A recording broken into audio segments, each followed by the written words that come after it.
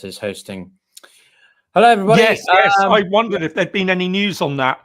Yeah, well, we're live. Hello, everyone. Welcome to this live stream, our third in succession with myself, Pyotr, experience in diplomacy, international relations, and conflict. Michael Rossi, professor in comparative politics and Russo-related studies, and Professor James Kalinzi, expert in statecraft, conflict, and security. I'm not in a particularly mess around mood today. In London at the moment, you have Lancaster House, which is where European leaders and EU leaders are meeting to discuss the future of international security and European security architecture as we know it. I want to make a couple of things off the bat, which is that it's quite stark for me, the disillusionment by which MAGA Americans seem to be obsessed in their idolization of Trump, and that no matter what he does, it is good. Yeah. And to the extent that they are willing to burn bridges to such a level of their allies and partners that have enabled America to be as powerful and prosperous as it has been. We need to stop being, I think, sort of rose-tinted in Europe, and we need to just get pragmatic. We have to treat every scenario from this case on as worst case, because we are in 6 weeks of this American administration, and it has gone further and deeper than I ever imagined it could. And Europe has a lot of waking up to do, and we need less rhetoric and more action at this point. I have a lot more to say, but I will pass it to you, gentlemen, to maybe get us started and talk about this, because I'm extremely, not good. So maybe you can add some levity, but I'm struggling to find any at the moment, James. Yeah.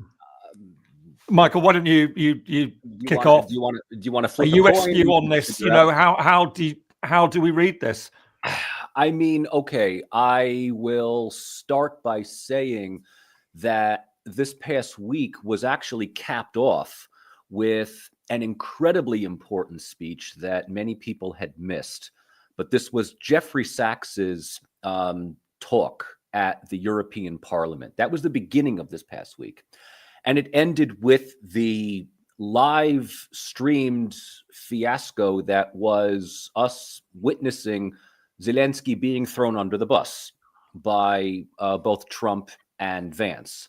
Yeah. And this is not the first time that my country has thrown an ally under the bus, and it will not be the last. But it was the first time that it was seen live for people. I mean, you know, people were just absolutely aghast at what was going on, just the absolute lack of diplomacy, almost to the point of it, devolving into a shouting match.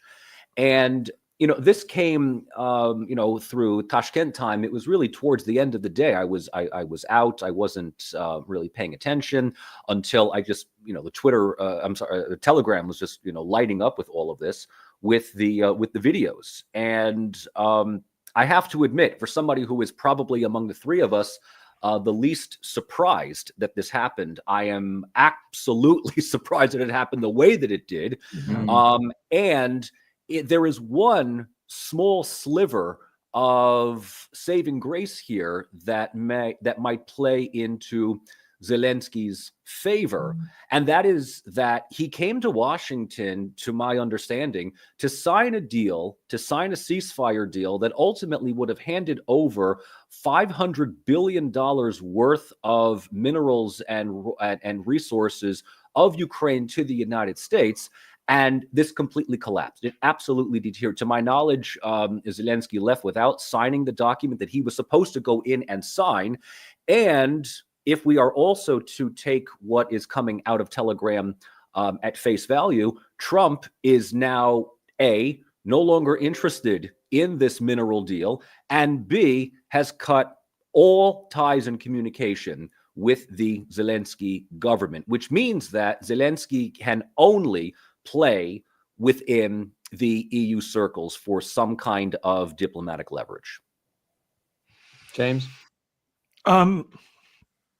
Yeah, so I was just getting to the end of a day editing my regular Friday video, which I try and keep separate from Trump. There are lots of other issues going on in the world, and we're forgetting about a lot of these. but this was such a huge development. I really couldn't believe what we were seeing playing out. And we're all battle hardened, if you like, in international relations. We've seen a lot of strange things over the years and stuff, but this just crossed all sorts of lines. And what's been really interesting is the sort of responses I've been getting on my comments to the video that I did. And literally, it was just, I can't believe what we've just seen. Switch on the camera and just speak into it and say, this is what I think has just happened. And I did actually go back to see exactly what had led up to it. And it was truly shocking. I can only conclude that this was an ambush. So people have been saying, oh no, it wasn't set up. Zelensky was incredibly rude. No, you could see that something was up. The fact of that hostile question from that journalist, to use the term loosely, talking about his clothing, that was the moment that if Vance or Trump had wanted to diffuse things and had been really serious about trying to engage in diplomacy, would have shut it down and said, listen, we're here to talk business, and made some sort of excuse. I mean, the fact that you've had Elon Musk standing in the Oval Office in a baseball cap and some T-shirt and weird jacket, and then speaking at a cabinet meeting, made this even more bizarre. I loved also the fact, and for all the terrible things of the internet, hallelujah, people finding pictures of Winston Churchill turning up at the White House during the height of the Second World War, wearing not even combat fatigue, some sort of strange work uniform or, workers' attire, that, really came out. And that's the Winston Churchill that Trump has just put his bust back in the Oval Office. So there was all that. And that all said to me that this was being set up. And it was like Vance just wanted that opportunity to say, you're ungrateful, and rile him. And I think one of the other things that I would really, and I think, Michael, you will be, both of you will be completely in sympathy on this one. I have been really, really quite appalled at how few people have really taken into account that Zelensky's first language isn't English. That here is somebody who speaks good English, but it's still something, it's still a bit of a struggle for him. He's under a lot of stress. He was under even more stress. And he just simply said, if Ukraine falls, you will feel it. In the sense of everyone's going to feel the consequences of this. And that was when Trump sort of shot off at him. Don't tell us how we're going to feel and everything like that. It just was an appalling display. And all I can think is that if either of those men had an ounce of compassion for what Zelensky's gone through or sympathy for Ukraine, they would not have responded in that way. So this, to my mind, was absolutely the clearest possible indication that they had no intention of helping Ukraine in all of this. I might be prepared to keep an open mind that it wasn't an ambush. I think it was, though. But as I say, anyone who had any sort of sympathy for Ukraine would have actually been a friendly audience to Zelensky in that meeting and said, listen, we have our concerns. United States taxpayers paying a lot of money to do this. We want to help you, but we've got to take this forward, and have kept it at that. And there was a press conference that was coming up later. They could have closed that sort of initial presser down, had a few photos, and they didn't. They let it play out, and it was shocking. It really was. And people are saying to me, "Oh, but this is realpolitik, this is diplomacy." Listen, I've been in the room. I'm not a newcomer to all of this. I've been in high-level talks. You don't see that sort of stuff. That doesn't play out in public, and it actually doesn't tend to play out in private. So, there's a couple of things I would say to that, James. For the most part, Trump and Zelensky, when they spoke, it was quite plain. There's no love lost between those two. Trump doesn't care about Zelensky. He doesn't care about Ukraine. But he's not J.D. Vance. I don't like Trump, but I have an actual hatred for Vance. I think he is a vile, brutish individual who was there to push as much his own agenda in terms of taking MAGA and trying to form it, because he is seen by many people as the sort of, he will take up the mantle of MAGA after Trump. So this was as much about him trying to set his own personality and, this is the White House room. It is in front of the US media, global media, and the tension, pressure couldn't be higher. Zelensky has walked effectively into a lion's den. Yeah. I do think it was an extremely ill-advised thing to be there without someone who could maybe help with translation a little bit. I'm not defending at all, but I don't think Zelensky, perhaps, he was gaslit. Vance gaslit him. He baited him. And Zelensky, unfortunately, because of the pressure he's under, but he's also a president over a country that's in full-scale war, is inevitable that he might succumb to some degree of emotion and such. But again, I still think that if he could have been able to retain some composure and just not reply, right, just but hold your tongue, because if he'd held his tongue, then as soon as he said the thing about the feelings of the US, that triggered Trump. And as soon as Trump was triggered, it was a two-way tag team against Zelensky, and the whole thing was unsalvageable. It was a complete disaster. I knew it wasn't going to go well, but I had no expectation it would go as bad and at the rate that it did. And I don't think it was a good idea to go on Fox News. I know it was a scheduled interview. I know it was, some people see it as a good way for him to continue to try and, emphasize Ukraine's cause to particularly, Republican Americans. But I'm sorry, it was too soon. You had to let the dust settle before you then came on continuing, because I think it just fanned the flames in the eyes of the people who are either already anti-Zelensky in Ukraine or just skeptical. So I think that I'm not, again, protecting Trump or Vance, but I do think, unfortunately, Zelensky's, you saw the way that the ambassador to the United States for Ukraine was reacting, right? This was not the way that they wanted it to go. And I'm very concerned about the rate at which the relations can be restored to even a functional level. It comes down to the Europeans at this point. If Keir Starmer and Macron, who are leading this new coalition of the willing, or whatever it is, to somehow try to get a rapprochement, which we shouldn't even be in this place in the first place. The only person who won in that meeting was Putin and Russia's campaign. That's it. But Michael, you probably disagree with some of those points. No, not really. No. We can, and the last couple of days, social media, YouTube, Twitter, Telegram has been going over and over, this deterioration in diplomacy. My first thought was, this is the kind of stuff that happens when the cameras are not rolling. The United States has had a long history of admonishing and putting in its place countries that they feel need to be grateful to us and need to either take our offer or leave it. I've promoted this book before, but I'll use this opportunity again for those that are listening. Stephen Kinzer's work, Overthrow, is an excellent analysis of a history of American-led regime change, starting with the Hawaiian monarchy in the 1850s, leading all the way up to the Second Gulf War in Iraq. And in all of this, the U.S.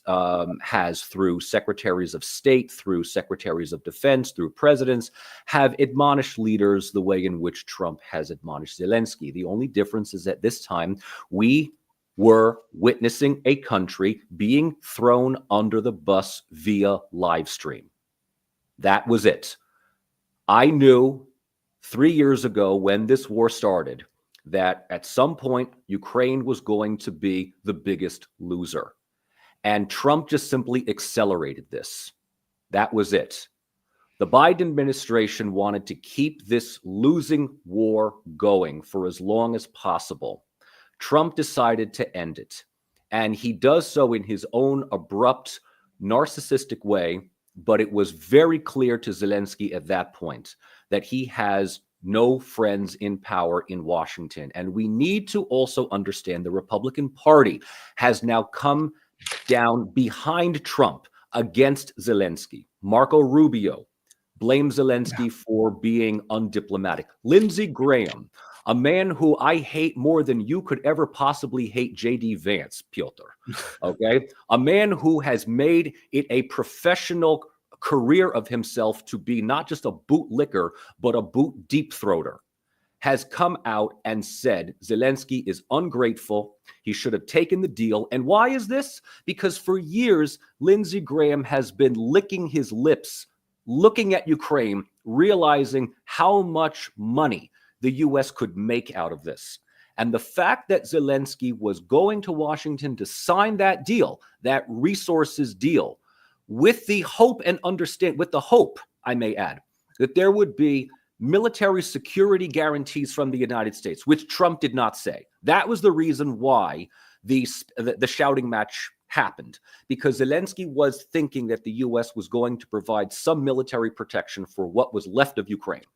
He was ready to sign that deal, which means that if he did, he would have probably never had been able to go back to Kiev, because he would have been public enemy number one for signing away Ukraine's resources as well as 20% of its territory.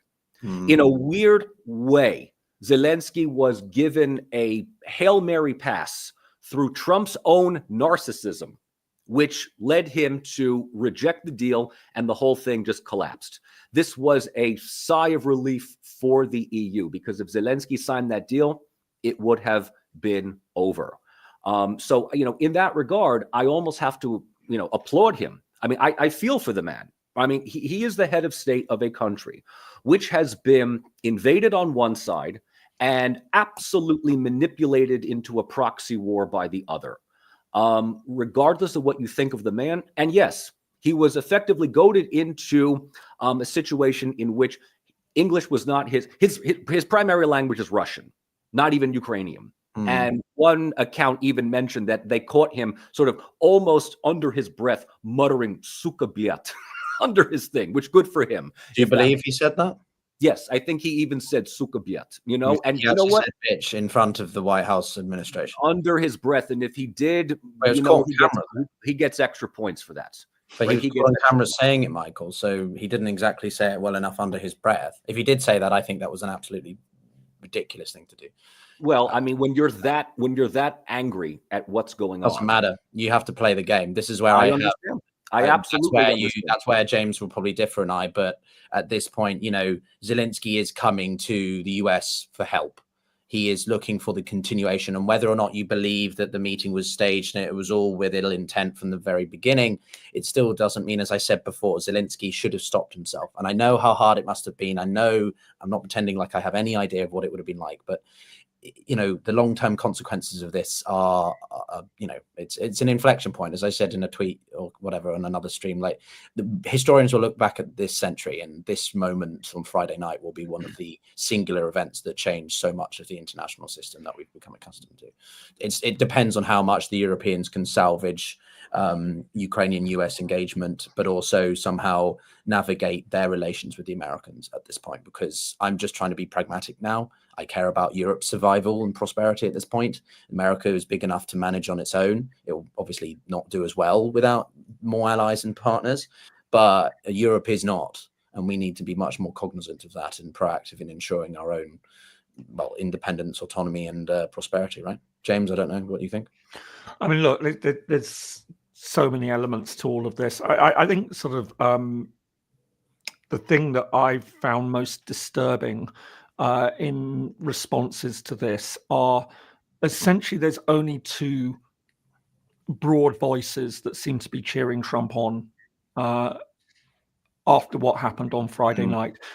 It's either, as was pointed out, the hardcore maggots who just Trump can do no wrong, who are so insular in their thinking that they have absolutely no awareness of how that appeared to the US closest friends and allies. And I have to say that what they don't realize is that those who were most appalled by that and have been most critical are in fact friends and allies of the United States, because the other category that seems to be cheering Trump on are those who absolutely understand the damage that it's done and are delighted by it.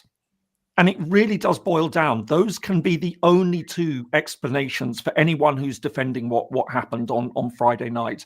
And I hear what you're saying, that you can say that Zelensky could have played it a bit better.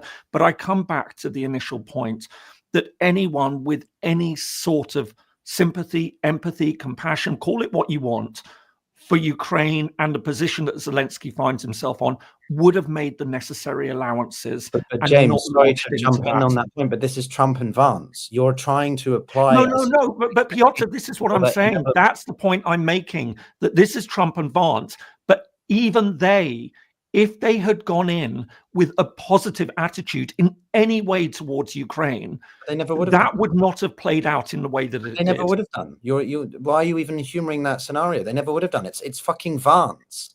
He's the most deplorable individual I've had the pleasure. I mean, it really. I mean, Trump is whatever, but I think a lot of people agree that Vance is vile. He's evil. That really was a show. But that's the point I'm making, because a lot of people. I saw somebody in the comments saying, "Oh, this is I'm all into conspiracy theories and stuff." I don't know what's conspiratorial about saying that quite clearly looked like an ambush. It was all set up, because if they were genuinely committed to trying to help Ukraine, they would not have let that play out in the way that it did. Trump could have stopped it at any moment and just said, "Thank you, everyone. Been really great. We'll see you for the press conference." He's not that invested in it. He can't be bothered. That's the point I'm making. But that's exactly the point that I'm making, isn't it? I'm saying exactly that. So anyone who would argue that the US in any way was trying to play a straight bat, as we would say in England, on this, that was completely disproven by what happened. So all of this is not conspiratorial thinking. It's just logically applying a group of things to say, and this is the heart of policy analysis. Let's break it down. Let's look at all these other factors so that it isn't just pulled out conspiracy theory, but it is actually, let's look at the evidence. And we've got all sorts of evidence there for saying that this behavior. But James, it was designed to humiliate. You are a dot of whatever, white in a sea of black, or some kind of metaphor, in the sense of you are, and Michael, two people who take the time to look at the nuance, to understand that geopolitics and international relations is anything but black and white. But the deliberate manipulation of people, not even Vance or Trump, but the people who support them so unconditionally, like David Sachs, of the All In podcast, the sellouts, the suck-ups, even Marco Rubio, who very clearly was not comfortable with the situation. He's cowering. Gosh, his body language was shocking, wasn't it? The whole room to swallow him up. The whole floor. It was. It literally. Anyone who hasn't seen it, Pyotr, absolutely go back and look at this. He was absolutely slouched in that sofa. But he is such a sellout with the posts on X and social media he's been putting in terms of his, support and alignment with Trump and his actions, right? He is a spineless suck up with no moral integrity whatsoever. Well, I have to say that his tweet that he put out afterwards was so fawning that part of me thinks it was parody, that he's got to play the loyalty game at this stage. But even you can't. I mean, anyone who hasn't seen it, go and look at that. I mean, I really think it was parody. I think the question is how long he stays in post. And it was really, I was watching a great interview with John Bolton, and for anyone old enough watching this from the time of the Iraq War in 2003, will remember that John Bolton was the most hawkish of the neocons. This guy was legendary for being, just US has got to look out for itself. And now, I mean, all right, he's had his falling out with Trump, but if he was signed up to the MAGAT agenda, he wouldn't have had that falling out with Trump. And he is actually becoming, and a voice of reason in a lot of this on the American right. He's representing that nationalist view in America that says what Trump is doing is absolutely dangerous. He understands that fundamentally, US leadership, he wants the US to be a leader in the world. But to do that, it's got to have allies. And what he's watching and saying is that this Trump is now presiding over America's not only internal collapse, but foreign policy collapse, because it's alienating the allies that it needs. And so when you've got people like, and a lot of people are saying this, when you find yourself agreeing with John Bolton, you're finding yourself in a very, very strange place. The post I saw from Mike Pence, right? And Mike Pence, absolutely another really good. When I look at Mike Pence for sort of upstanding illustrations of better morals amongst Republicans, Michael, you probably have some things you want to say. Well, I mean, yeah, I mean, who would have thought that we would have been in a place, who had on their bingo card some people thinking that John Bolton or Mike Pence were the voice of reason. I mean, both, as far as I'm concerned, deserve a tribunal at Nuremberg, and we need to rebuild Spandau just to put them in there for the rest of their lives. But I mean, to kind of move this along here, I guess the thing I want to talk about more so is this comes as I said, at the end of the week of Jeffrey Sachs's talk at the European Parliament, which, if you have not seen, I absolutely recommend to everyone here, the viewers, us here, the panelists. It's brilliant. And I think is the most shocking thing about what Sachs said is that it confirms everything that Putin, Lavrov, Glenn Deason, John Mearsheimer, among others, have said about American foreign policy and NATO's expansion. Generally, since the collapse since the end of the Cold War, and more specifically since the Munich Security Conference that Putin had spoken at in 2007.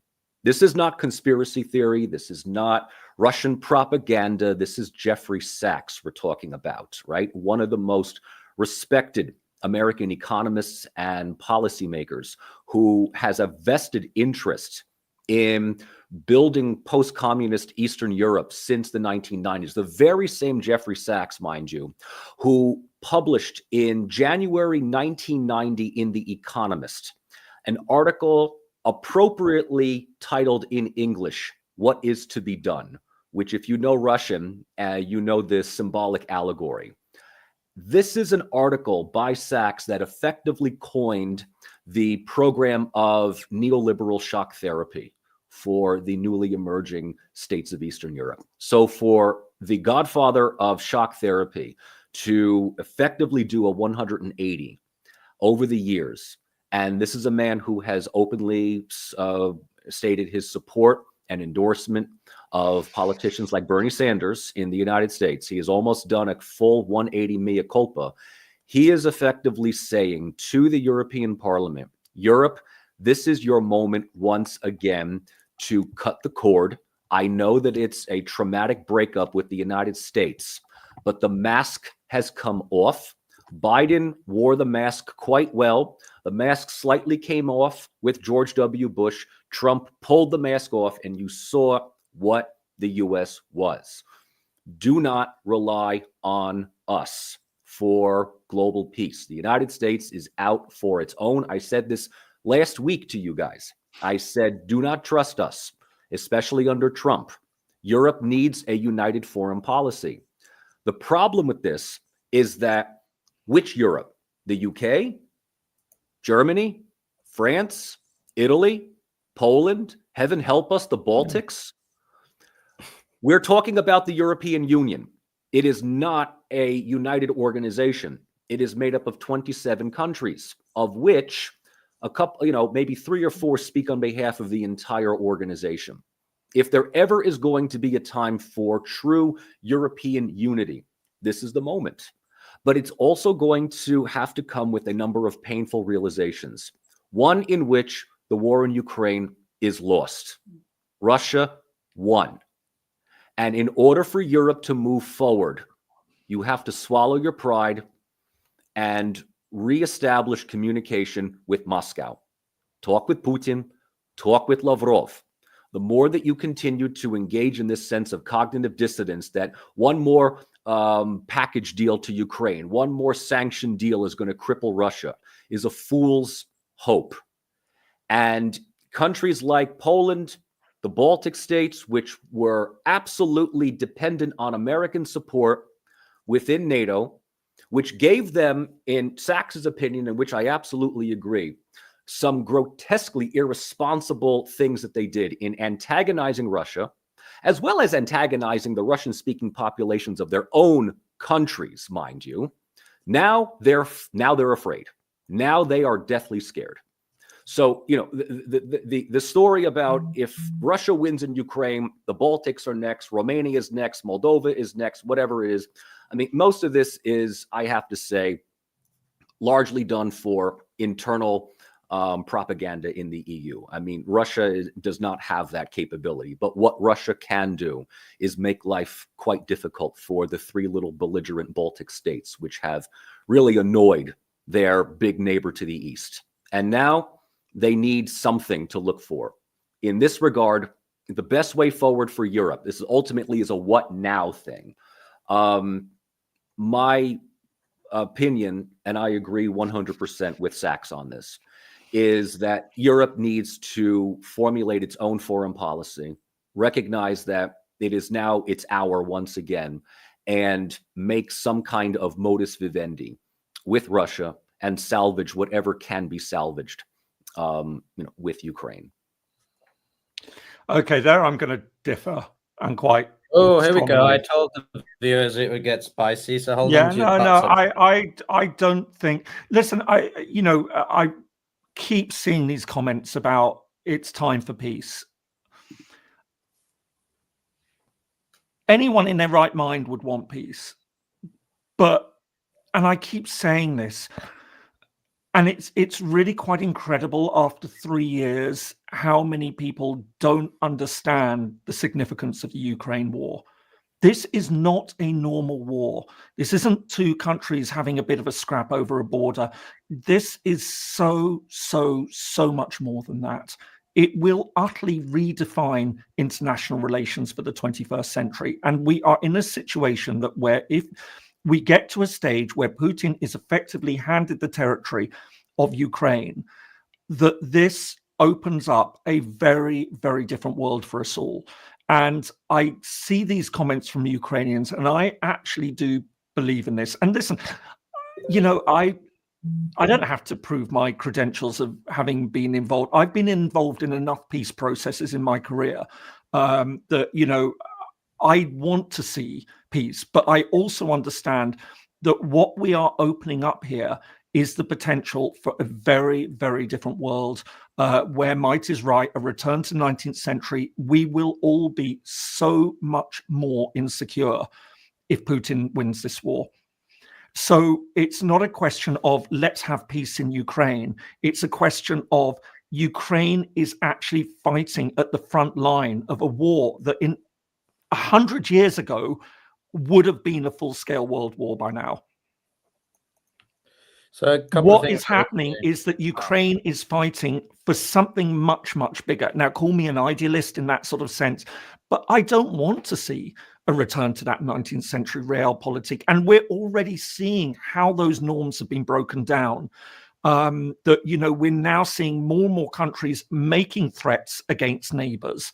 And that this has been normalized, that Trump is doing it, that, and I've mentioned before what we saw with Venezuela and Guyana.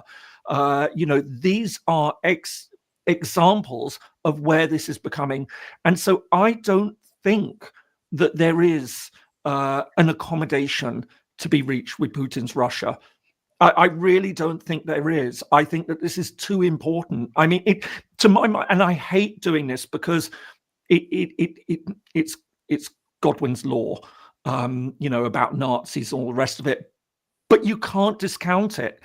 This sounds like in the middle of the Second World War saying, let's have an accommodation with Hitler. And I really, really don't like to say that because it does sound so outrageous to our ears. But if you look at Ukraine as a systemic war in the same way that the First World War was and the Second World War was, then you realize that this is so much more than that. And as I say, I'm not prone to doing this. Conflict is what I do. I've spent 30 years studying it. This is a systemic war, and it needs to be treated as a systemic war by all concerned. And I think that, the complaint has been made. I would agree, Michael, on that. On Europe hasn't woken up to the fact that this is a systemic war. And I think that had it been treated in that way, there would have been a lot more that would be thrown in, that you could have actually had a much quicker putting Russia on the ropes on all of this.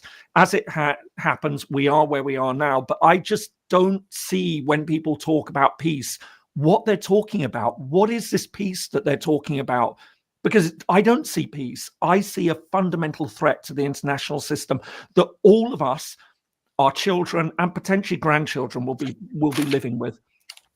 So I want to make a couple points on this, because I think, as I said before, I want to be practical at this point. Not saying that you're not, James or Michael, but like sort of in the sense of it's time to what do we do then? It's time to get action orientated, right? Enough reactionary outrage and sort of inspiring words from European leaders, because Europeans are very good at making good points that carry morals and idealistic values, but Europe has been too complacent and too entitled for too long, be that on US security assurances, Russian energy, or Chinese markets, right? Europe has prospered without enough of our own ingenuity, in some ways, innovation. We are a very wealthy continent. We've got a lot of human capital, but it's not only because of our own initiatives, right? And we need to be more self-sufficient at this point. We need to take ownership of the future, but also be realistic with what we can do and how. I think there are a very clear set of things that can be done.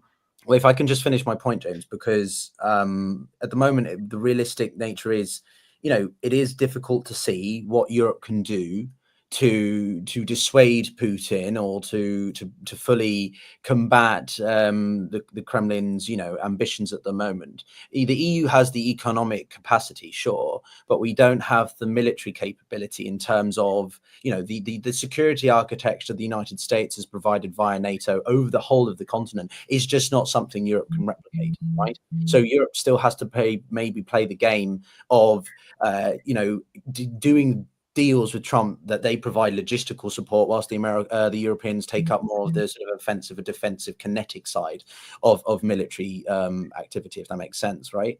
Because I just don't think the Europeans are ready to be able to manage this counterbalance with the Russians entirely alone yet. We can over time, but that's not going to happen, by the end of this decade even. So I'm trying to manage. I think it's about managing expectations, and unfortunately, I do think Michael has a point about having to engage the devil in some ways. I don't want to, but I'm not entirely sure how.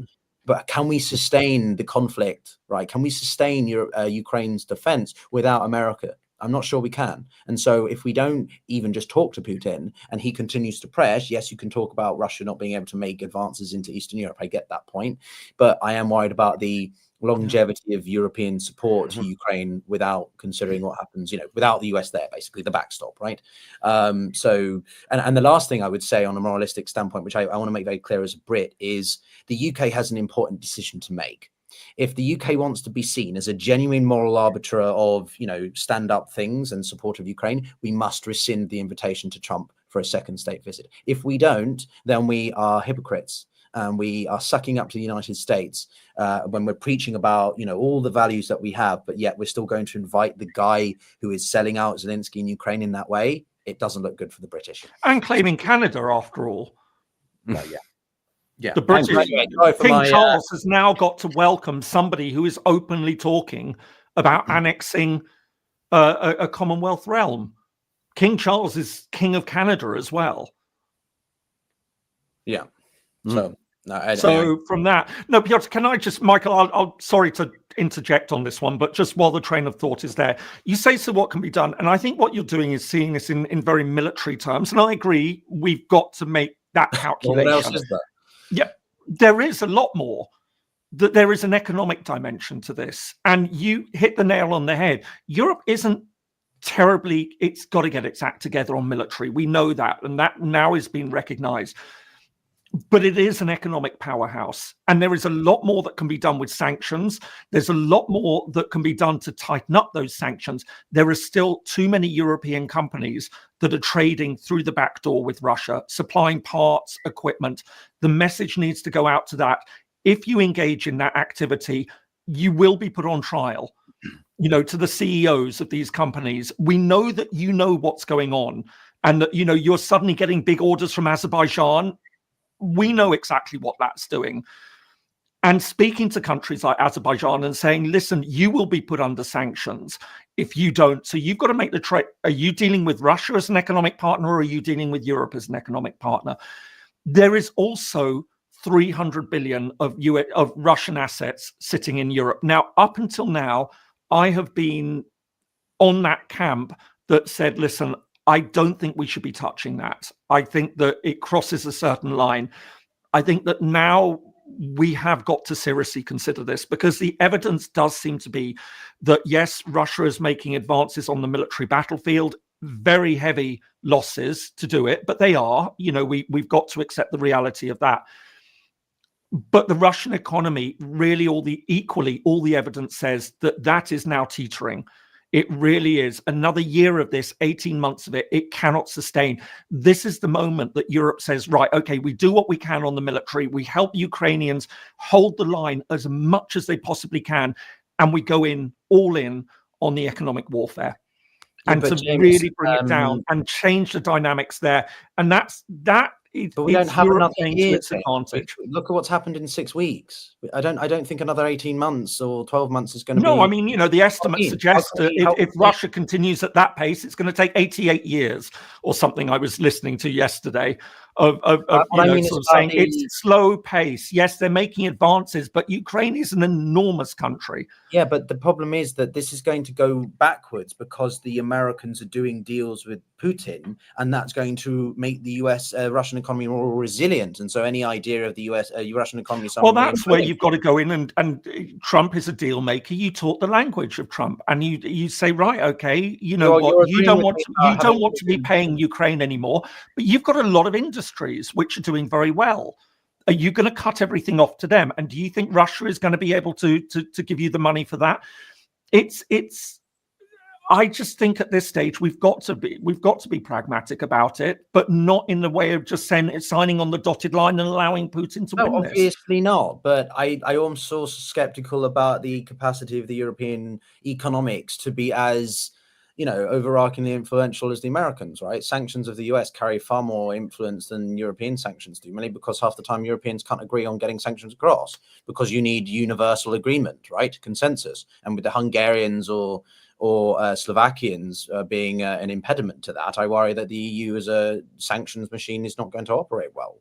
And how's that going to play out in US domestic opinion when it's suddenly opening up to Russian products and things? Is Trump going to lift the tariffs on those? And what is Russia producing? What excess capacity has it got for a lot of things? I think Europe is a much more valuable market for the Americans, and Europe should learn to talk to Trump and say, listen, we've and frankly, if it takes that 300 billion, it says to Trump, listen, you want a bonanza of 300 billion. We've got a lot that we can be buying now.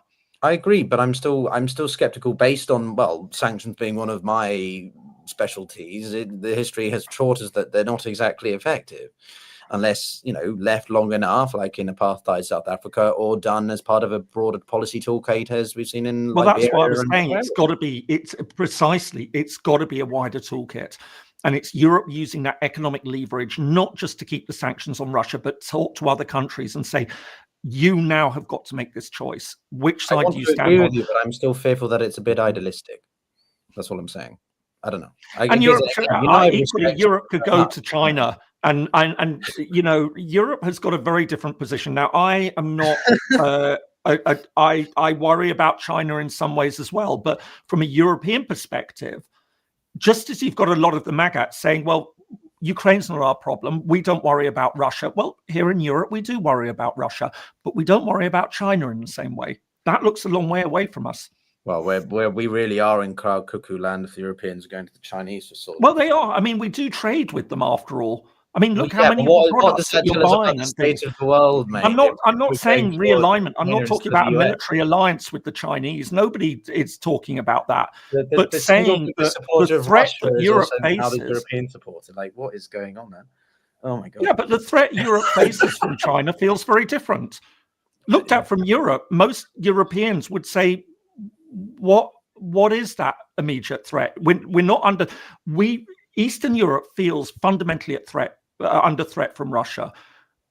How many people in Europe feel fundamentally at threat from China? So if we can, I want to get Michael in because I know he's probably itching at the. Yeah. He's wearing his. Are you wearing a t-shirt again? The same one? No, just a black t-shirt. Nothing. Just change. You haven't got your Marxist. Yeah. No logos. No nothing. I was wondering whether I was. But we need to have. I mean, Pyotr, you said what are solutions? Be pragmatic. Don't be idealistic. Well, those are the pragmatic solutions. If I can summarize your last point, James, and then Michael, I want your opinion on this because it probably plays into some of what you want to say anyway, which is, so what, Europe has to do the dirty deals of sort of engaging the Chinese as much as the Americans for economic activity. No, I think you're overplaying what I said about China. What I'm saying is that we need to get across to the United States that, look, you regard China as your big threat. We see China very differently. You don't see Russia as a threat. We do. So let's converse about this. If you want it, and we've got a Chinese-Russian alliance going on at the moment, if you want to put China under pressure, that Trump really wants to do, Europe says to United States, you need our help on that as a massive market. You need to recognize our concerns about Russia and have that pragmatic power language that Trump will understand. So it's a quid pro quo on this. So you're talking about a quintessential realist theory of just purely interests, forget the values, because Trump doesn't adhere to those same kind of values anymore. No, I'm saying actually it's a realist, but it's protecting the values, because I think most would say that Russia and China have values that we need to be concerned about. No, I'm talking about a realist approach. Yeah, to actually defend. I mean, I think it would be different if I was saying let's go to Trump and gang up against Australia and New Zealand as allies. Then you could say this is realist realpolitik and which realist interpretation would it be? Kenneth Waltz, what structural realist approach to this? Because it's more about it's realism. No, I'm just simply saying that. Listen, we have got to consider. People. I'm hearing all of this. People are saying, well, what is the alternative then to peace? These are the alternatives. Europe uses its economic power. It learns to talk to Trump in the language that Trump really understands and makes it transactional and says. So do you think, therefore, there's a difference between the Europeans protecting and more building up the defenses against a hypothetical another Russian or Putin offensive versus them taking the fight to Russia, so to speak, right? Is it more about building the defensive deterrence capabilities than it is actually sort of offensive? Well, nobody in their right mind would be talking about Europe launching an attack on Russia. I mean, that nobody in their right mind, because then you're talking, it is a nuclear at that point, and nobody doubts that. What I'm saying is that when people say Europe's weak politically and militarily and what is the answer? Well, Europe leverages where it is very strong indeed, which is economic. And I hear all the arguments it's divided, but that's the whole debate that's been had this weekend. It's playing out right at the moment. Anyway, Michael, look, I mean, as I say, I've sort of said a lot on this. The European Parliament in Brussels on Thursday about some of these things. We need to get into government, guys, I think. Anyway, Michael, sorry. I know you want. We've been talking about. I mean, if there's any way of capping this last week's series of events, actually from the last 2 to 3 weeks, from Vance's talk at the Munich Security Conference to Sachs's address at the European Parliament to the realization, very, very, starkly, that the United States is deviating from what Europe had expected it to do. The big question is, what can Europe do? Well, we can wax lyricals about what Europe can do. James is saying that Europe needs to play to its strengths and use its economic power as a way of bringing in China. over Russia, and then, bargaining with the United States that this is, how we operate. The other is the more realist approach, which is, cut your losses, realize that you're late to the game. You don't have to agree to territorial concessions over Ukraine, which I agree with as far as James is concerned. I mean, once again, we always have to put the little footnote of Kosovo, since that has happened, although Kosovo is not a recognized international country, and it never will be. So there's always that thing that leaves it up there. But I absolutely understand where James is coming from, in the idea that he started out by sort of disagreeing with me, but this whole idea of, agreeing to territorial concessions. No, I mean, I absolutely agree, is that this opens up an entirely new scenario of reality that I don't think we are ready to deal with. But ultimately, the question then is, what can Europe do? And what Europe most likely will do is, what do we have? We have the meetings of the heads of state of the UK, France, Germany, Italy, and Poland. Meeting in London, if I'm not mistaken, over what to do. Zelensky came to London and was basically, almost given, group therapy. They're meeting right as we speak, Michael. They're about 20 minutes away from me. They're having the discussions as we speak. All right, and in all likelihood, you know what they're to cancel so that I could be down there. Sorry, well, you know what they're going to do. But you know what they're going to do? They're going to continue more of the same, is what they're going to do. They're not going to do anything else. They're going to continue to kick the can down the road because, God forbid, these are countries that are, governed by, the ideological principles of liberalism, which if we suddenly deviate the way that Trump did, we give in to the bad guys, right? Good loses, evil wins. This is how they see the world. They have codified Zelensky into this paragon of democratic virtue that is defending Europe against the hordes of the barbarian East. Right? Borel's garden is being defended by Ukraine from the jungle that is eastward of that. I mean, this is effectively how they see it. They're not going to see it any way differently, at least for now. The other thing we have to take into account here is that we've already said Europe is not united. There is no federal government in Brussels. So who speaks on behalf of the European Union is, I have to say, a beleaguered group of political elites that are increasingly out of touch with many of the ordinary people who want an end to the war, who are not in favor of the sanctions, who are upset with the rising prices in energy. And while I'm not saying that the Orbáns and the Ficos and the Vučićes of Europe are going to take over, it is noticeable, it is telling that those European leaders that have continued to push this narrative lose elections. They lose elections to right-wing national populist movements that are increasingly skeptical of this war, of the EU's approach to this, and are looking for an alternative. Now, Merz's soon-to-be government in Germany is going to hobble and cobble together everyone other than AfD to keep this thing going. I don't know how stable that government is going to be. Macron is not popular. Starmer is not popular. Last I checked, the UK Reform Party is the most popular. They're not going to win a majority, but that says something about the grumblings from below. And so I think that this is also a wake-up call for Europe in the idea that they cannot keep doing the same thing. If at first you don't succeed, keep smacking your head against the wall until either the wall or your skull breaks. It's not going to work. Now, what do they do in terms of saving grace? You cannot, unfortunately, just turn around and say to Lavrov or Putin, "You're right, we were wrong. Oops. Tell you what, let's just mend fences and, we'll figure out what to do with Ukraine." That's not how it's going to happen, as much as the analysts would like it to be. Europe, I absolutely agree with James. I will be damned if World War III starts because of some stupid thing Lithuania does over Kaliningrad. Or any of those Baltic countries, for that matter. I will be damned if World War III starts. So hang on, because Kaja Kallas needs to make a point. Yeah, but Michael, I one will be point on damned this. if When that I talk happens. about offensive, taking it to Russia, I don't necessarily mean invading Russia. What I more meant was sort of, the Europeans get a little bit more assertive in trying to directly be present in Ukraine.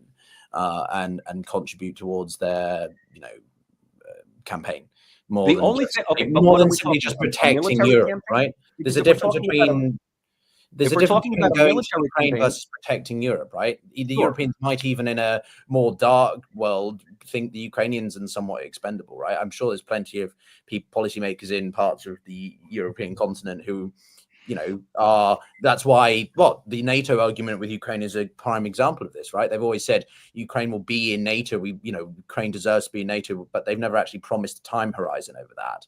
So there's promises made, pledges made, but really These are Europeans empty aren't going to go that promises. far, right? In order to get into NATO, you need unanimous support. Yeah. Slovakia has said no. Hungary has said no. Germany and France have said no. I mean, it's a fool's hope that Ukraine is going to get into NATO at this point, because these countries do not want to antagonize Russia. They don't want to create this security dilemma. If you want something beyond, ultimately, if you really want to think about solutions, I would say let Trump almost continue to destroy the transatlantic alliance that has existed since 1945 to the point where the U.S. just washes its hands of NATO and let Europe inherit what's left and have its own collective security organization. Christ, Michael, you're sounding very Macca now. I mean, look, everything is on the table at this point.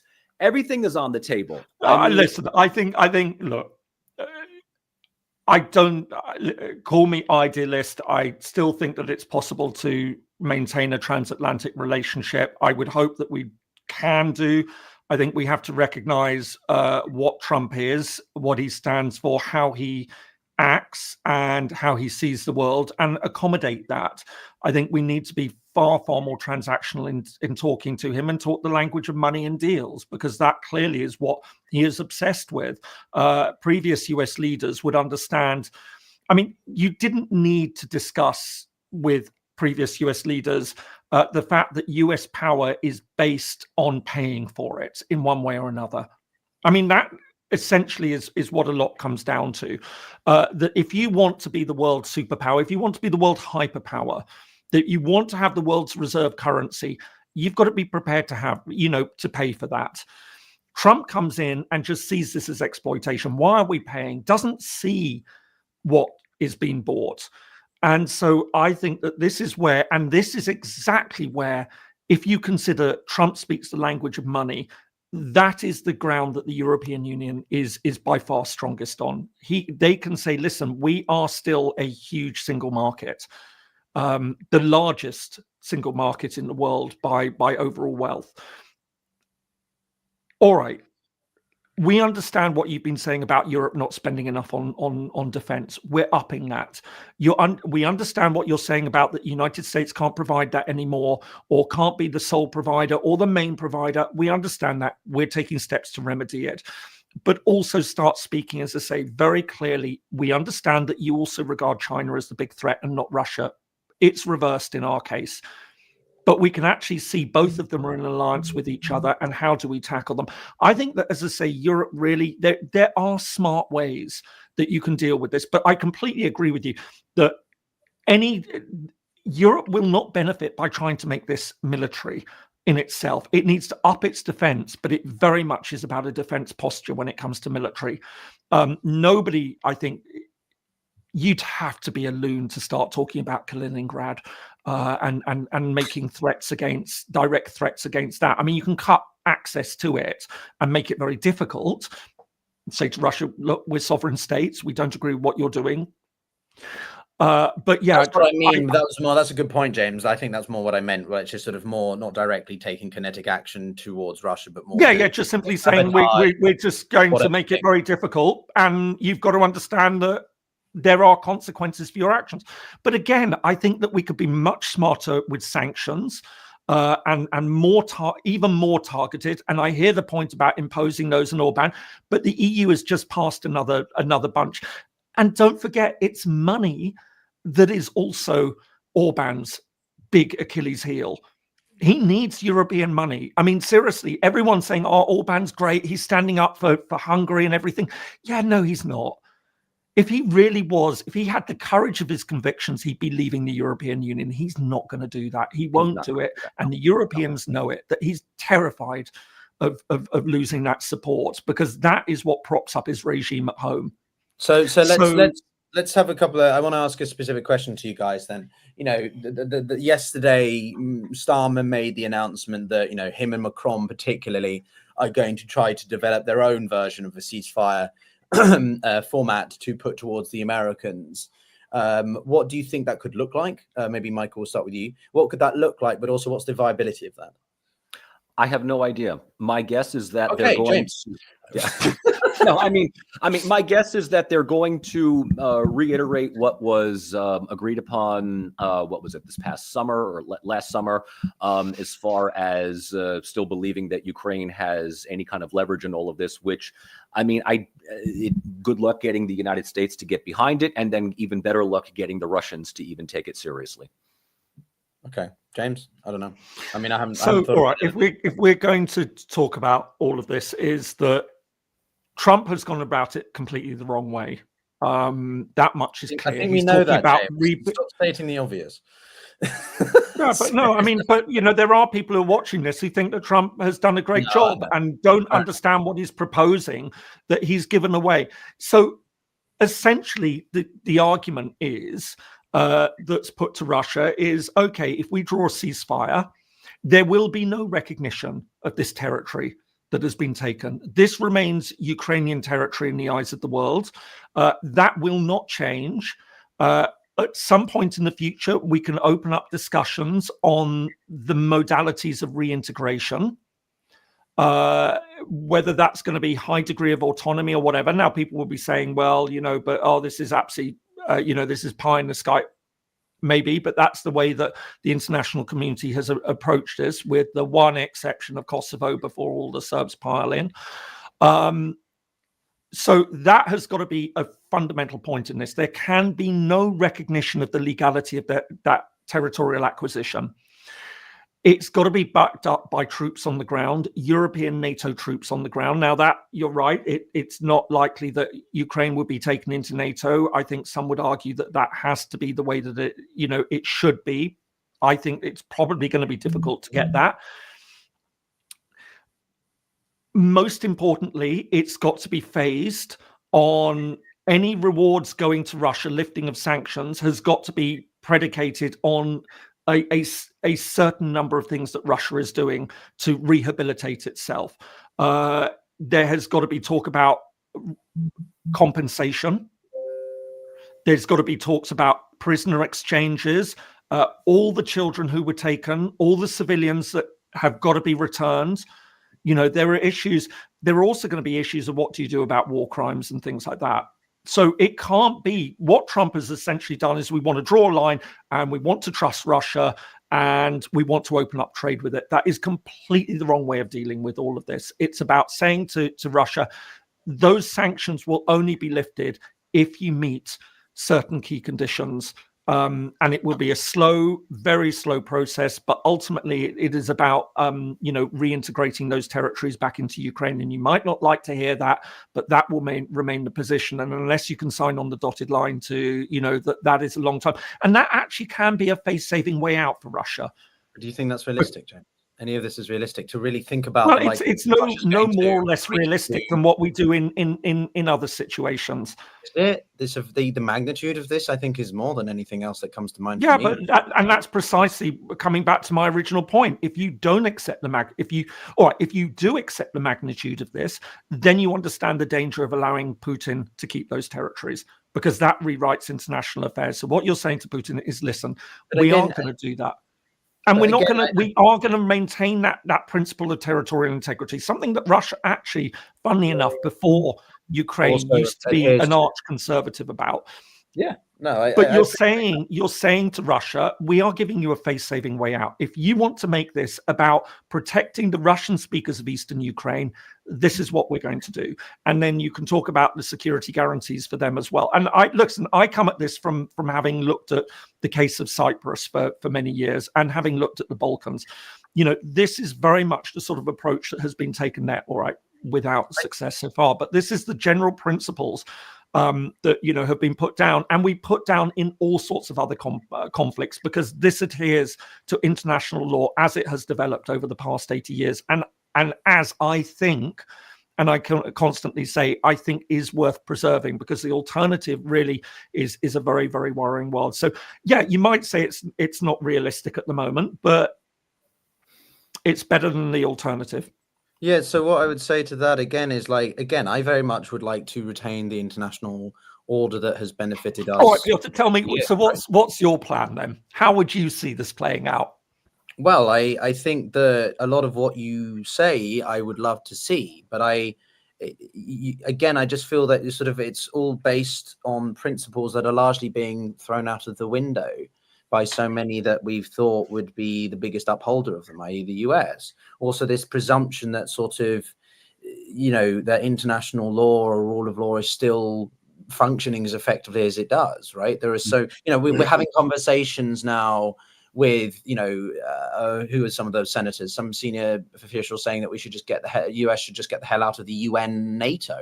At the rate that things are going, I was like, haha, yeah, right. Now I'm actually like, well, could they actually just exit both?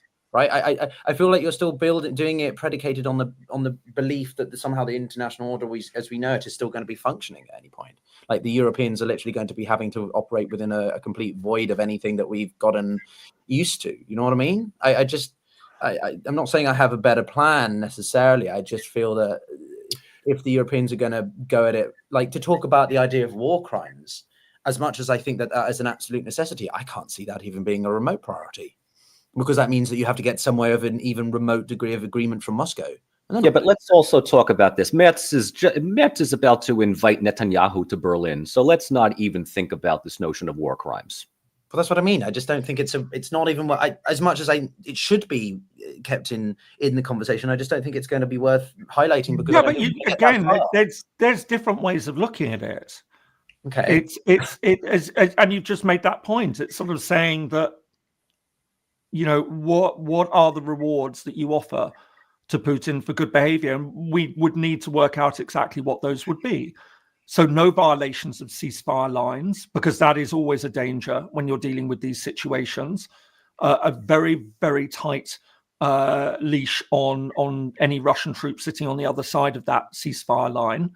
All of these things, handing over those, as I say, any prisoners of war, handing over any civilians, all of these things are things. It is a very, very complex negotiation, and I don't think Trump, when he was putting this down on the table, had any idea of all of this. He just thinks, "Oh, let's call a ceasefire," and that's it.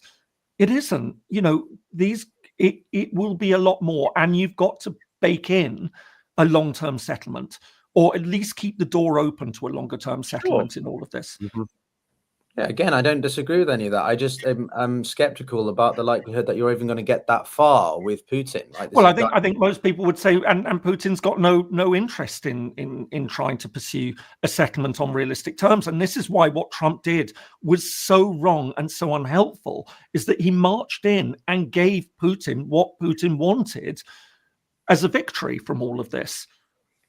He didn't say, we cannot accept Russian sovereignty over this territory. We can accept a ceasefire that for the meantime will just accept that Russian troops are where they are. But we have to be looking to a longer term settlement that will maintain the territorial integrity of Ukraine. And if you feel it necessary to then say also, and respecting the fact that Russia has concerns, not even legitimate concerns, but concerns about Russian-speaking population. So based on maximalist ideals, but with minimalist expectations. And just simply recognizing, you can do this, that maintains a lot of what, and get Ukraine to come out with some statements saying, yes, we will enter into talks about what we do with the East, and respecting the rights of Russian-speaking minorities or communities there. So use the word community, not minority. Right, we have to sort of placate certain Russian expectations. We have to placate Putin. Yeah, but so it's not even appeasing Russia. It's saying it's fundamentally sticking by the principle that Ukraine's territorial integrity remains intact ultimately, but recognizing that you have to reach political settlements on the ground. I think many in Ukraine would probably recognize that that would be a win at this stage, if it's about maintaining Ukraine's territorial integrity. Look, there are all sorts of ways that you can deal with all of this. Vlad, who's watching. Hey Vlad, thanks for commenting. Everyone, if you're not familiar with Vlad, he's a great, I think. Hello, Vlad. Political. We want to get you in on one of these. Yeah, we'd love to have you on, but I don't know if you're in the position to do so at the moment. But yeah, we wanted to just give a shout out to Vlad. Michael, I'm sure you and Vlad would have a good back and forth over certain themes as well. But I don't know, Michael, what do you think about everything that's being said at the moment? I mean, ultimately this goes back to what we started out this conversation with, and what this three-way conversation has always been circling about, and that is international law versus Realpolitik. And right now we are in Realpolitik. Trump is somebody who really has neither the time nor the interest in reading about international law.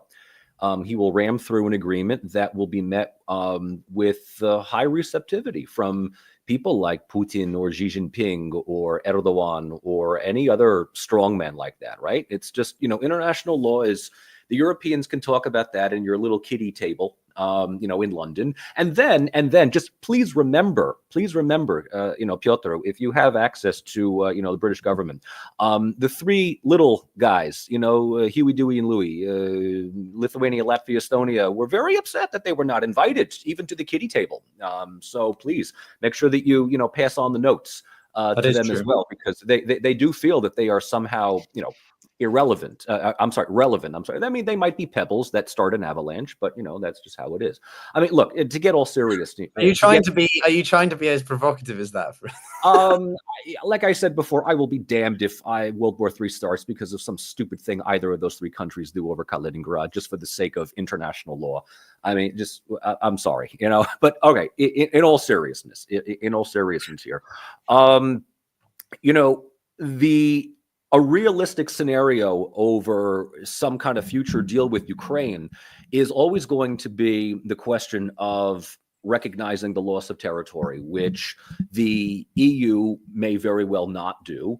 And if this never really reaches the UN, then it is effectively a de facto agreement instead of a de jure.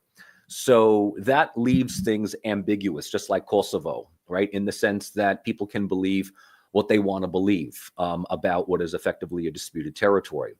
I think what we may also see is the hope that Trump is a hiccup and that he will alienate the American voters to such a degree that the Democratic Party could, throw anybody, any cardboard cutout, and the opposition in 2029, and win. In which case Trump leaves and we go right back to normal.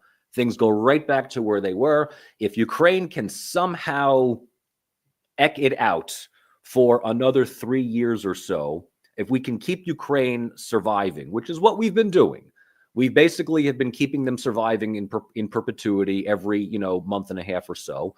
Then we can come to a better agreement. We can renegotiate, maybe drag Russia, drain its resources. War fatigue will rise. Putin's not getting any younger. There's lots of things that we do without calling it a frozen conflict, but we'll make it a frozen conflict just simply to avoid a definitive solution to where a better opportunity in the near future presents, I guess. So I want to make a couple of, I think I want to put in a couple of points.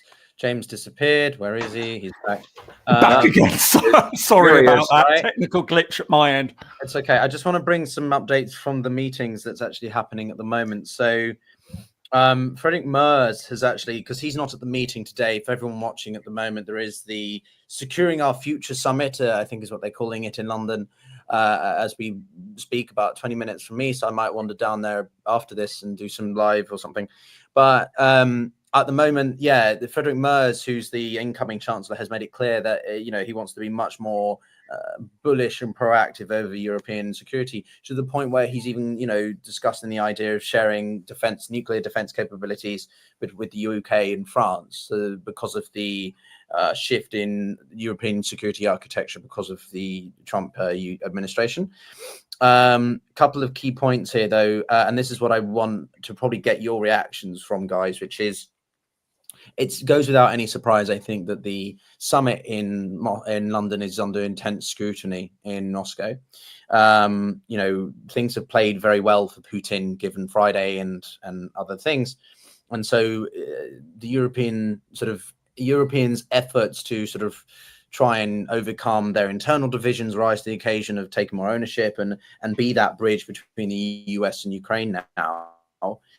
Is something that Moscow's going to be frustrated by. But this is what I think is fascinating. So Lavrov signaled a shift in that. He claimed, quote, "All the world's tragedies have either originated in Europe or happened because of European policies," and insisted that America has played, quote, "no role in instigating conflicts."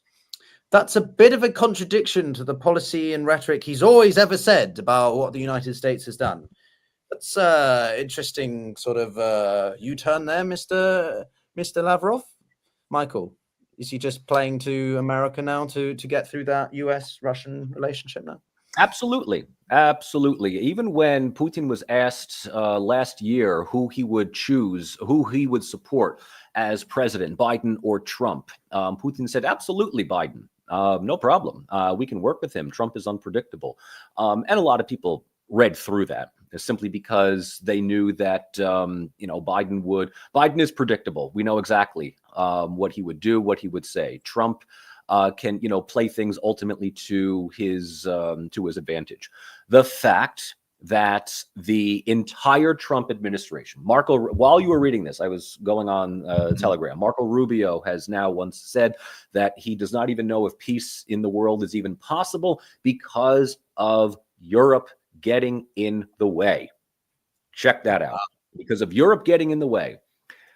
What this leads to, I mean, if you want to read between the lines, is, Russia, the US, reaching some kind of rapprochement of convenience, realizing that let's let the big boys talk while Europe figures out what to do with its own ego.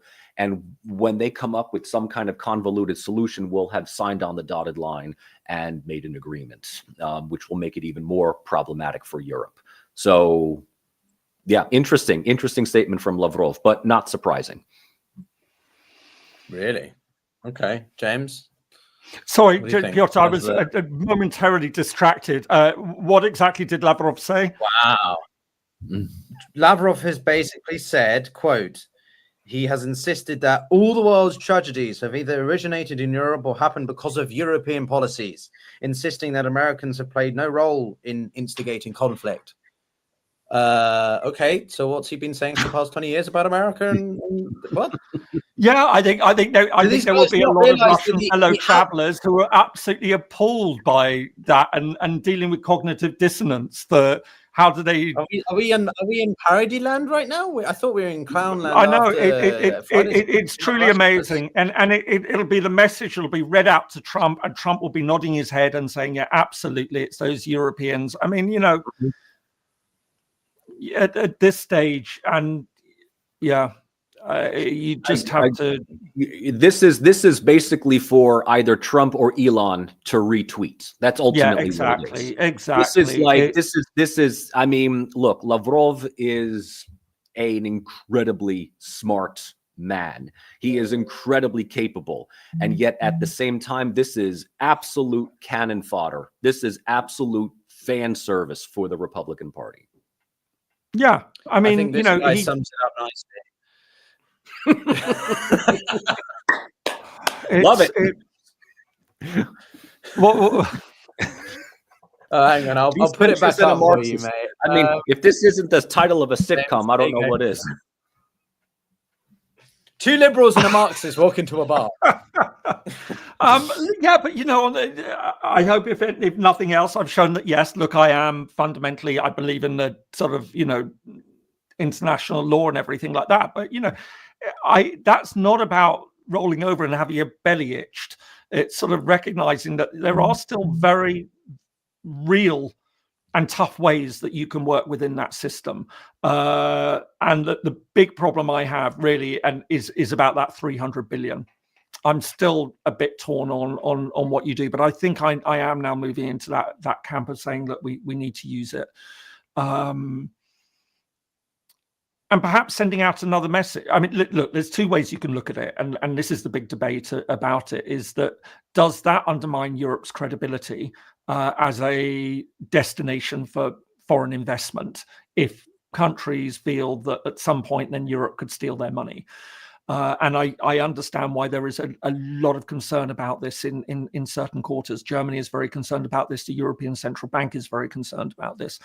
But on the other hand, there's an argument to be saying that, look, what we're seeing in Ukraine is unprecedented, that it has caused death and destruction on a scale that we haven't seen since the end of the Second World War, and that something needs to be done about it. And this is about the only way that where Europe can really exercise its leverage on it. So, you know, it's an important debate to be having. But I think certainly on Lavrov's comments, I mean, as we've sort of said, that is absolutely designed for retweeting, isn't it? It's just, I mean, it is parody. It is parody that, you know, you've had the Russians complaining about America's bullying behavior for 20 years and everything. And then Lavrov just comes out and says this simply in order to drive a wedge, because he knows this is a lovely soundbite that will be welcome. But I come back, I think, to the point I made at the start of all of this, which really concerns me, is the people who are cheering what we're seeing on at the moment. That I think that, you know, really one has to wonder. So what do you think there is a certain deluded... Well, as I put this in my post on X, I mean, I just wrote very bluntly, what did I write? MAGAs are so disillusioned with their idolization of Trump, they are missing, either knowingly or not, what basically feels like a complete disintegration of Western unity, an alliance that have contributed to the US being as powerful and prosperous as it has been. Disillusioned or deluded?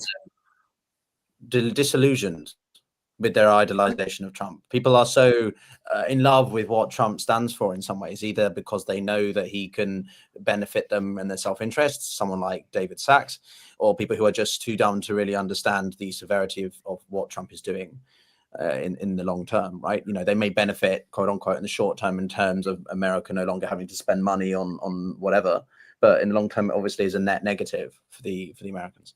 But, you know, I kind of curious for your guys' opinions about Musk and others saying that the US should pull out, like, even the UN, right? Things that really are a bedrock of international, just anything, right? Michael, I don't know. We'd finally get a state of Palestine. Thank God. We would finally, by all means, please pull out of the UN. Take Israel's security blanket away. Absolutely. Fantastic. Pull out of the security, make Palestine the 100. You look so over it. Both of you are over this conversation, I think, at this point. I mean, you know, I just find it ironic. You know, there's an inverse relation. The louder you talk about Ukraine, the more silent you are about Palestine. You know, I've got one person that I know in my group of colleagues here that talks about both Palestine and Ukraine. And not surprisingly, he's a Ukrainian. That's the only one. It is just absolutely amazing. Within this last week, everybody has blown the dust off of their I stand with Ukraine hashtag, and yet they have remained quiet as anything for the past year and a half about Palestine. Europe cares about all the human rights violations that have happened in Ukraine, yet they've said absolutely nothing. Pro-Palestinian rallies in Germany, or Merz has said he's going to even crack down even more on that because it's anti-Semitic. I mean, just the hypocrisy is astounding. It just, I cannot take any of that seriously. You still have, what, 140 countries that recognize Palestine. I mean, it's not as though, you know, I think we can all agree, but you've also seen cases brought before the ICJ. A lot has been held up because of the US veto. I think it's rather unfair to sort of tar everything with the same brush and just say blanket. I think in actual fact, the problem is actually a little bit, not more complicated than that, but certainly it's a little bit inverted, that what you have is a large chunk of the world says we recognize a certain legality to do with Palestine, which has been held up by the United States. And I think that Europe in many ways has actually been saying, and there is a legality that needs to be upheld in the case of Ukraine, which large parts of the world have ignored. So I think it's looked at from one particular vantage point that would say that. I think that there's a lot of others who would say and recognize that United States. So really, I mean, I think you're absolutely right. It's a very different conversation that we need to be having about Palestine, and it's a hugely important conversation, and it has gone off the radar, and something needs to be done about that. I mean, that, you know, and that ties in with all Trump's. I mean, how quickly time has gone. We've forgotten all about Trump's statements on Gaza that really, you know, have also upset a lot of people. Or the AI video. I agree. I mean, I think, you know, we do desperately need to have a proper conversation, not the three of us have a conversation, but I mean internationally, about what happens with Palestine. This has gone on for very long, far too long, and is an important issue for large parts, you know, certainly of the Middle East. And this is the other point I would also say, that from an American point of view, I don't think they understand just how sensitive this issue is for Europeans, the question of Ukraine. And people would say, oh, you know, why does Europe care so much about Ukraine but doesn't care about Palestine? Because Ukraine is part of Europe, in the same way that much of the Middle East doesn't care about Ukraine but does care about Palestine. We all have to recognize, yes, there are certain elements, and it's using that language. And again, I mean, it comes back to that point that engaging with Trump, what does Trump seem to care about? He seems to care about China. And so it's having that conversation and just saying, listen, United States, you care about China in the same way that we care about Russia, in the same way that the Middle East cares about Palestine. And I think Europe can actually, if it got its act together, could be an important bridge on all of that. Because remembering, of course, there are a lot of European countries that have recognized Palestine. I mean, there's a lot of key ones that haven't. But, you know, I think,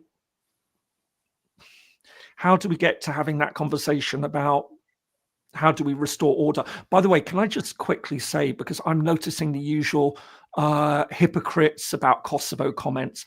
Guys, Serbs who are saying this, can we just take a moment to pause and just remember that every time you accuse the West, the countries, of being hypocritical about not respecting territorial integrity of Serbia, please remember at the start of the 1990s, Serbia wasn't really up on the territorial integrity of Bosnia and Croatia.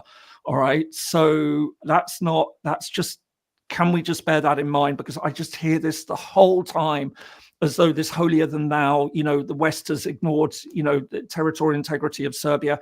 Yet Serbia's not, it's done its own part in all of this. And, you know, I've been very critical about Kosovo's UDI, but sometimes I just need to feel that I have to push back on a particular Serbian narrative, which conveniently forgets it wasn't such a champion of territorial integrity itself.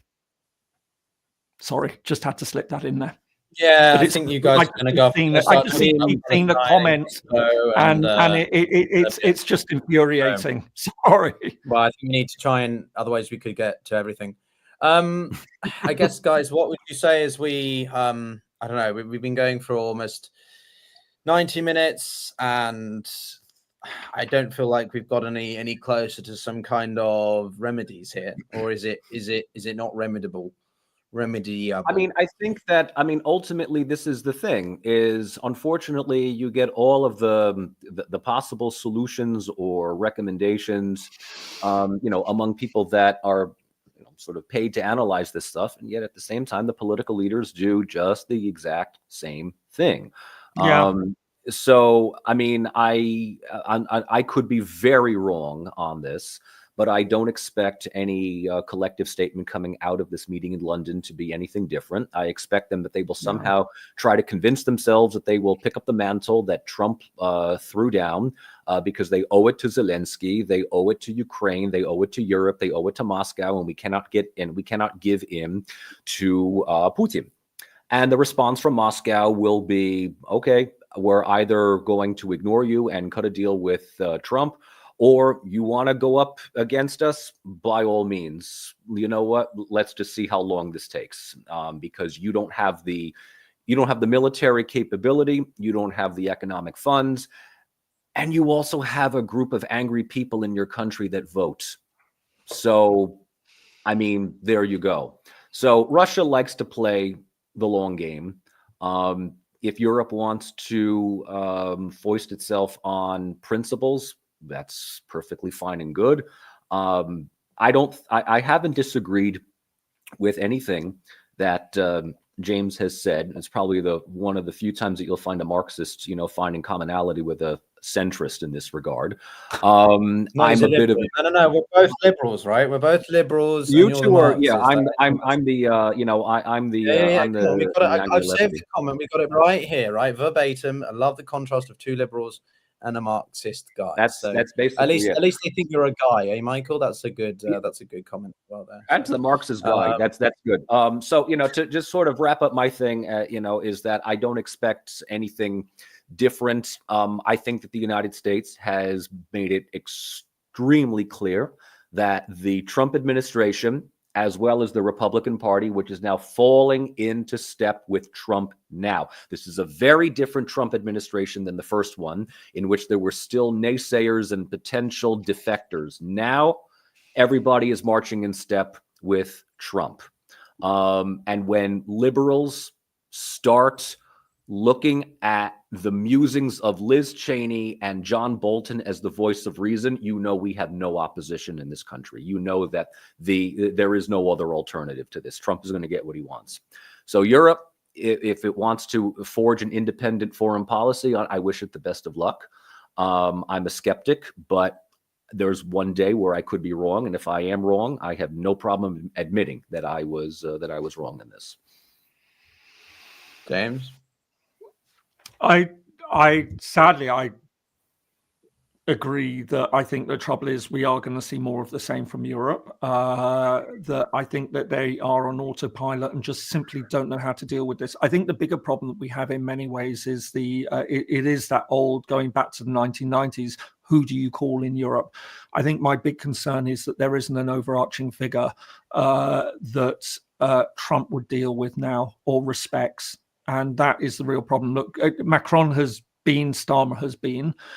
They both played the flattery. I think that's how history is going to judge that. I mean, it does seem a couple of days later, then we had what happened with Zelensky, and a lot of people feel that Trump just hadn't taken on board what those two leaders had said. But I think the trouble is we are dealing with somebody in Trump who does respect authoritarian leaders. And who is it that could go along and who he would respect? And I think that this is if we are to boil it down, the biggest problem. I think it's one, Europe needs to craft a message, a tough message, but it needs the right person to deliver that tough message.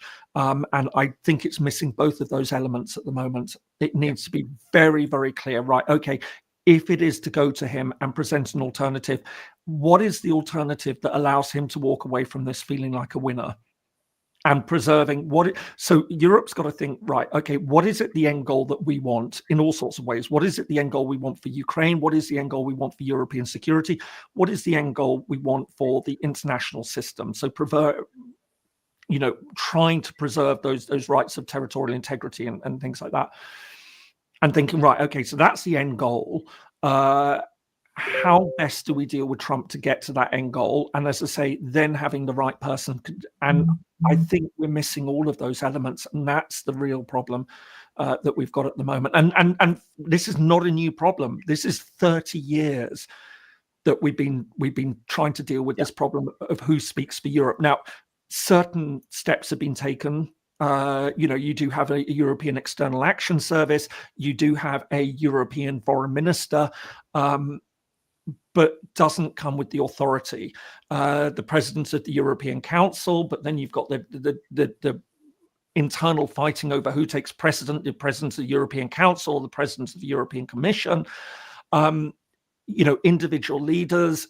Is Merz going to be the person who could potentially do this? He's going to be new into the job, and it's a tough ask. Macron, I think, was impressive. I think Starmer, my old thing, I think we're weakened in the UK by the fact that, not part of the European Union, difficult. I think he sees more of a bridge builder than a leader.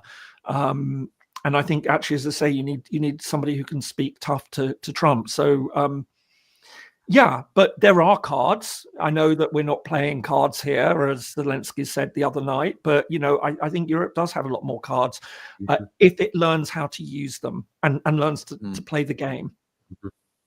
I would just say at the end, as I said in the beginning, I think a great way to end this is to footnote the speech, the address that Jeffrey Sachs gave to the European Parliament. I think that is the far more, as far as Europe is concerned, as far as what should Europe do, where does Europe now go in this brave new world.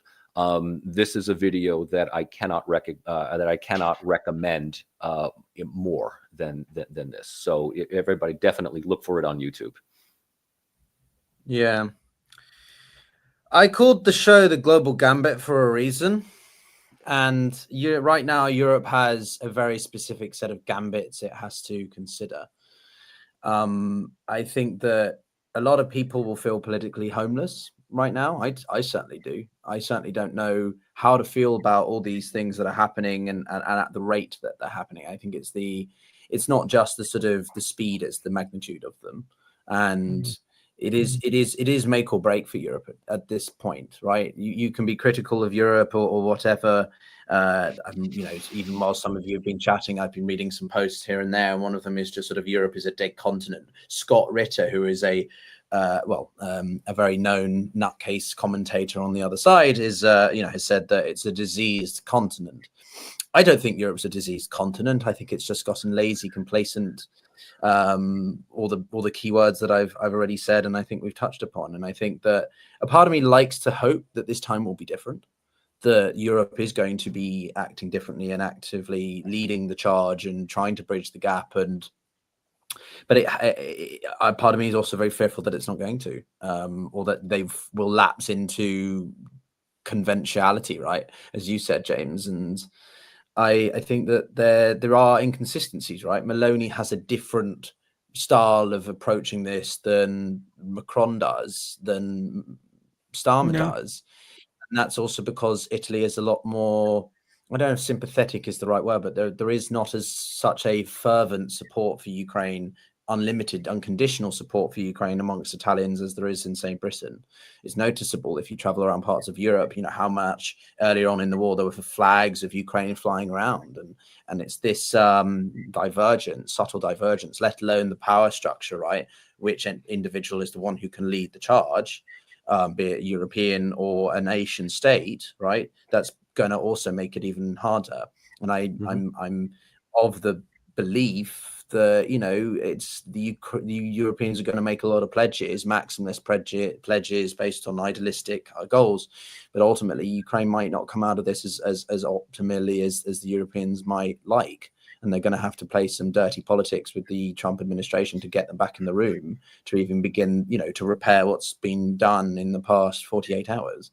So, you know, the part of me that hopes for one thing is conflicted by the part of me which is much more expecting of another one. But yeah, we've touched upon it, and maybe we can reconvene in a week to discuss, or sooner, what comes of this meeting at the moment. And trying to think what happens a week from now, given every week we've come back thinking. Well, is Trump hosting anyone at the moment? I think the main thing is to watch is to Europe at the moment. I'm just looking here to see if there's any updates, not that I can see. So they are still ongoing as we speak. The talks are ongoing, you know. I think, to be honest, if I had to put it in a singular person, I think Macron's approach to sort of, you know, hand on arm of Trump when he was there and being very blunt, sort of like, no, let's not frame it like that. That's not quite representative, right? Is maybe as best as we can do. And that Macron or some like Zelensky and Trump can never just meet one-to-one again. It's not possible. And Europe has to be a lot more assertive in being like, we must be present in that room. Otherwise, you know, you're not going to get the best deal out of this, but equally, we're not going to make it easier for you, America, to do that sort of thing. And I think Europe has to take risks and have more conviction in that regard. But anyway, guys, I mean, unless there's anything else we want to mention, maybe we will leave it there for today. I will be traveling next week. So a week from now, I will be in Armenia. for a couple of days, and then I will be traveling to Georgia for the sole purpose of just I need a couple of days for some good wine and some smoked cheese. So that's going to be my my side quest. It's spring break. It's spring break here, even though it's still just slightly below, slightly above freezing. But we're at the halfway point in the semester. So I'm taking. Okay. Well, have a wonderful time. And, Thank you. You know, regards to Yerevan, a place that I know very well and very, very fond of, and it's a wonderful place. And Tbilisi, going through difficult times. Yeah, be interesting to hear your thoughts on coming back from from both places, because I think both it is. Yeah, Yerevan has been moving more in a Western direction, but I do also wonder if if they're going to be very nervous about pinning too much hopes on the West at the moment. I don't want to open up another conversation here, but Armenia and Azerbaijan have yet to come to a final settlement. Yeah, absolutely. What is left of Karabakh? So, and who is going to be moderating that? That is another big issue. Yeah, it's going to be fascinating. So look forward to hearing some thoughts on that. Yeah. So I might be able to just send a couple of comments in, but I may need to take the next weekend off. But then I can be back in 2 weekends I'm not as the orchestrator of your funding from USAID, mate. I'm not going to be paying you for next week if you're not making an appearance. So that's fine. You're gonna have that's fine. That's fine. I may have to take a personal day. It's all good. So. Right. Speaking of which, try and live off speaking of which, you mentioned USAID. I mean, I have a good friend and colleague here in Tashkent who is still working for USAID. Just to give an update on that, I mean, they are still here. They are still getting paid. They're getting these cryptic emails every couple of days from anonymous, just HR@gov or HR@doge.gov, basically saying resign or face the consequences. And they're all wondering, is this spam or not? It's just very, very, very weird. So for anybody that thinks that USAID has been effectively shut down, no, they are still very much here. They still are very much active. They're just simply waiting for some kind of clarity as to what's going to happen. And it's just, if Big Brother has taken over in the form of Elon Musk, he's even more unpredictable and childish than Trump could ever possibly hope to be. Yeah, no, there's a lot there. I do wonder how much, though, the relevance of even thinking about Azerbaijan and Armenia is worth it, given the events between the US and Europe at this point. I feel like any other geopolitical matter of that, not that Armenia and Azerbaijan aren't important, but they all feel sort of they are collateral in what the US and Russia want to do with their own interests and sort of the states. It's what we were talking about with great power competition and the big powers at the table carving up the world, and the little powers just have to sort of navigate it or get eaten up. It's we're completely in unknown charters, everybody. But hold on, as they said in Jurassic Park, hold on to your butts. So anyway, guys, thanks a lot. And check out these guys' profiles, do subscribe and support as we are in a post-truth world, and we're just trying to make sense of it and make sure that everyone comes out as best they can. But take care, everyone. Bye-bye.